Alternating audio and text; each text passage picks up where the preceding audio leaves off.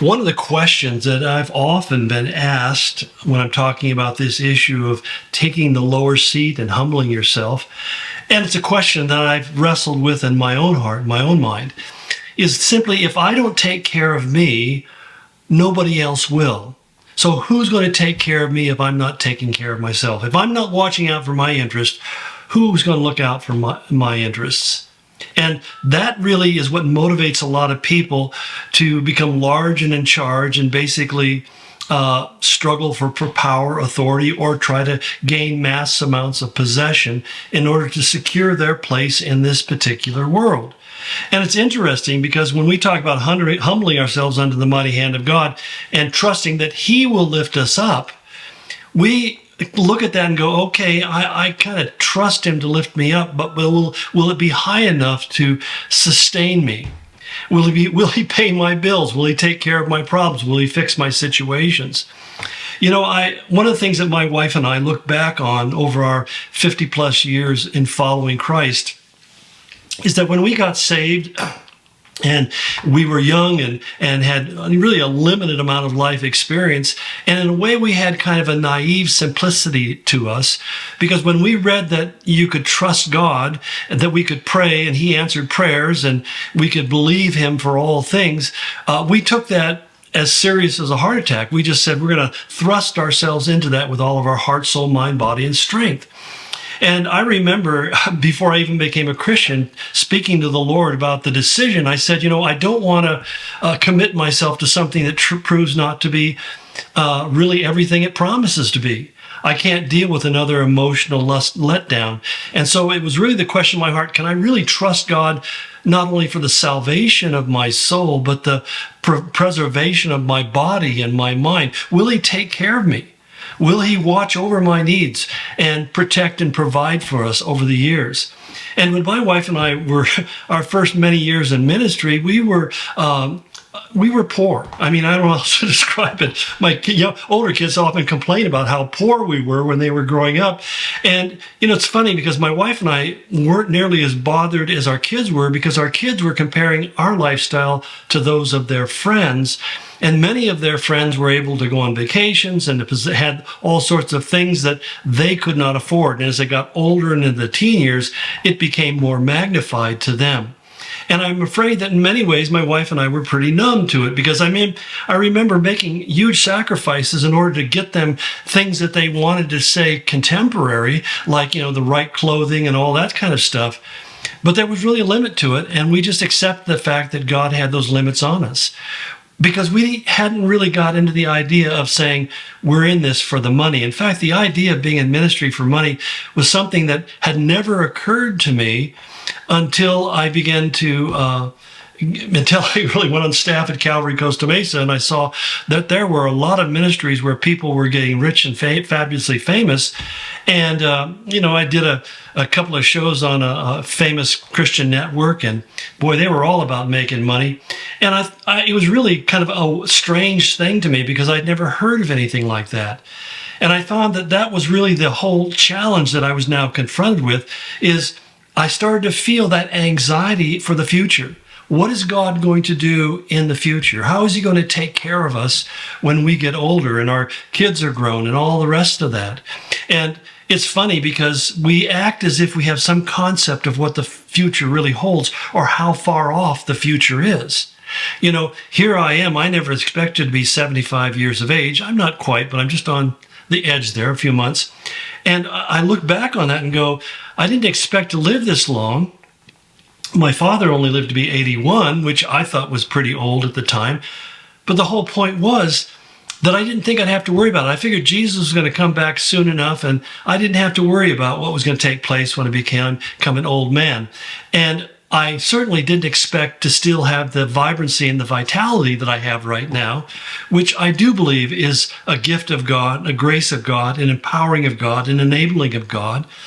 And that's where I began to realize that so many times we let ourselves get caught up in the anxiety that what happens if this doesn't happen, and what if this goes wrong, and what if the market falls apart. And I'm very blessed, because my church is really making an effort to make sure whenever my wife and I retire that we'll have enough money to live on and support ourselves. And I appreciate that. But at the same time, I had to share with those gentlemen, I said, as much as I think that's a wise thing to do, and I appreciate that, you have to understand that we can't control what the future brings. What if the entire economy collapses? We would not be the first people in human history who lost everything overnight in an unforeseen crisis. And so, I mean, you sit back and say, don't put your faith, as the scripture says, as Jesus said, don't put your faith in uncertain riches, because those things are so uncertain. Don't put your faith in your health.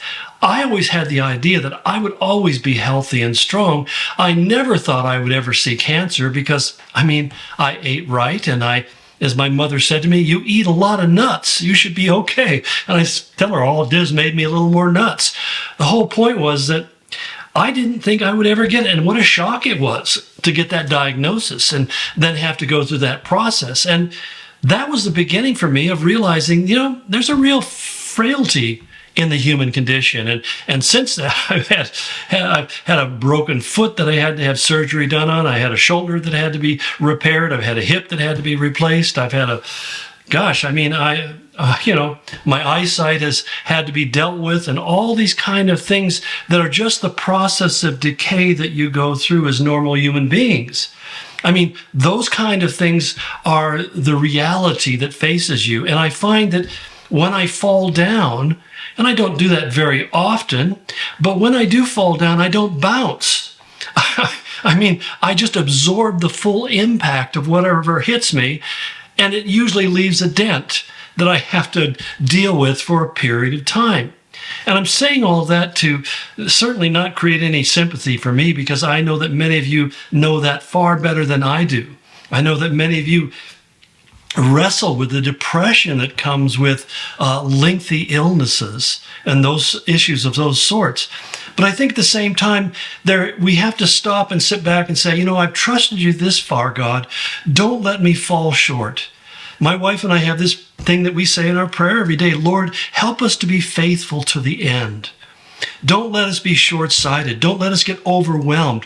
And I would not lie to you and say that there haven't been times where we've sat down and saying, God, how are we going to make this? How are we going to deal with this? How are we going to get from point A to point B? And it's been those kind of moments in our life where we've had to simply say, God, we trust you. We put our trust in you. We trust that you will take care of us and you will provide for us. I know, when I was first a believer and I needed $1 and I prayed that God would give me $1. Of course, that was back in the day when that was actually worth something, but I'd suddenly find $1 or $5. I remember times where my wife and I were praying because we needed, basically for her to eat nutritious foods as she was pregnant, and we didn't have any money, and suddenly her parents would send her a $5 bill. To us, that was an extreme largesse from the hands of God. And we would go buy some nutritional food so that she could eat, not me, for her to eat, so she could stay healthy and the baby could stay healthy. And, that was just a rewarding thing. But every time we had to pray, it seemed like the number we had to pray for kept on going up. So I remember at the point in ministry where suddenly we're looking at buildings and facilities and ministries, and we're no longer praying for $5 or $20 or $100. We're paying for millions of bucks, saying, God, we need a large amount of money in order to respond to these challenges. And it was so thrilling so many times to sit back and see how God did it, how God provided, how God supplied, and many times in ways that you never would have thought of, you never would have anticipated. And so, again, when I go back to what we're talking about in verse 6 about being under the mighty hand of God, what we realize is it's not just being pressed down by the mighty hand of God, but if we let him compress us through circumstances, he says, I will conversely uplift you with that same hand. And I'll lift you to levels of blessing and grace and strength and ability and happiness and fulfillment that you never could have reached through your own effort. And you certainly will never reach if you find yourself mired in fears and anxieties. And that's why he goes on to say, instead of being anxious, cast all of those fears on him. Why? Because he cares for you. And this is really, I think, a critical issue. Does God really care for me? Well, tomorrow we'll talk about that a little more. Okay? I hope this is helpful. Blessings.